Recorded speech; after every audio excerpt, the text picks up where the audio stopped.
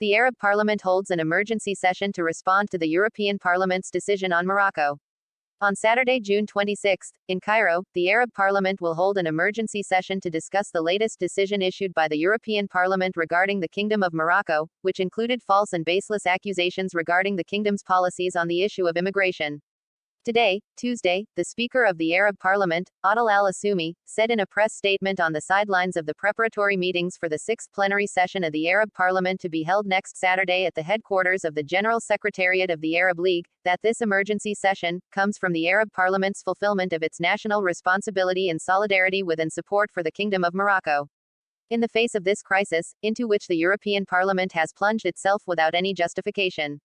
He added that the Arab Parliament called on its European counterpart, before the issuance of this decision, not to interfere in this crisis and to call for its solution within the bilateral framework between the Kingdom of Morocco and Spain, noting that the European Parliament's insistence in moving forward with its provocative positions on Arab issues, and its issuance of this decision, which is totally rejected, it now requires a serious Arab stand, and from here came a session to discuss this matter in all its aspects.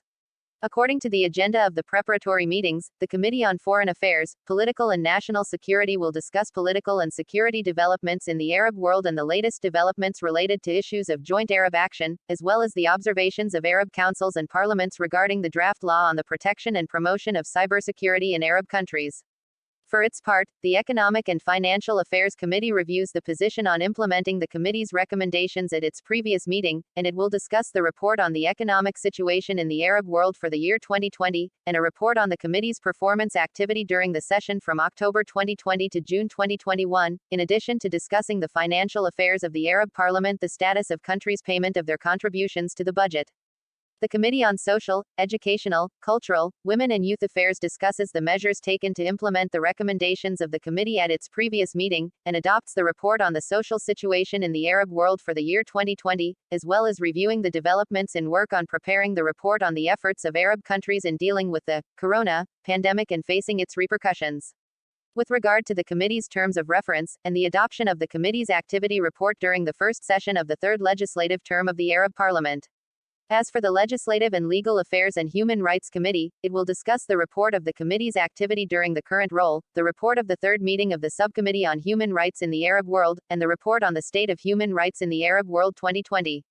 The Speaker of the Bahraini House of Representatives and the Speaker of the Arab Parliament appreciate the kingdom's exemplary policy in managing immigration.